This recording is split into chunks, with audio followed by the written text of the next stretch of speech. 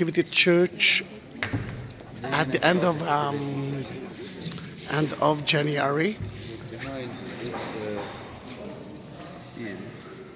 and we already been in the grotto, which, as you can see, the church is empty. The grotto entrance is from there. This is the Greek Orthodox place, and they went out from the Armenian chapel. Martin is our tour leader, tour guide. We all here? Yeah. The one who needs to be here are here. Shock. You're on video. Oh, that's good. Okay, friends, so we're here standing in the Church of Nativity. As I told you, that's the oldest one. And we can see a lot of things. As I told you, it used to be remodeled, especially the roof, which is a donation from King Edward III, the King of Britain, 15th century. He donated to the church, and it's not local wood, he just imported from Lebanon. As I told you, we don't have that mass production of wood in the city of Bethlehem. At the same time, if we look here into the walling mosaics, we can see the gold-plated mosaics. It used to be here, but very dark, so we couldn't recognize that it's gold-plated until about 2 years ago, when the Italian, they came with a huge project. They fixed the roof and then continued down to these kind of mosaics. They recovered that and they noticed that this is a gold-plated. So that's the thing that they have wrote about it, which is the gold-plated mosaics in the city of Bethlehem. And then they continue down to to these pillars. We got 44 Corinthian pillars. 20 of these pillars get iconic paints by the time of the Crusades. I would like to show you how the church. Yes, I would like to show you a photo how it used to be before they cleaned it up.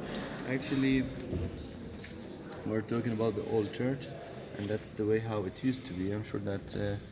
Show it to the video. I know, but for the video, for the video's sake. That's the way how it used to be.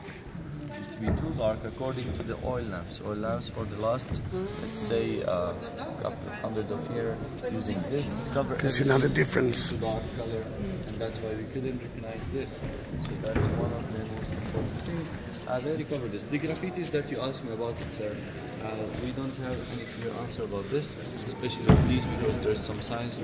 Archaeologists are telling that there might be some signs for blessing that they used to put it, especially at the time of war, something like that, because not all of it returned back into Christianity.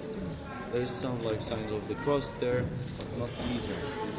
And it's from different eras. It's from the 6th, 7th, 8th century. It depends on the time of different cultures, and that's the way. There's some other graffitis in the Arabic language or Aramaic. It's kind of trained, which is written.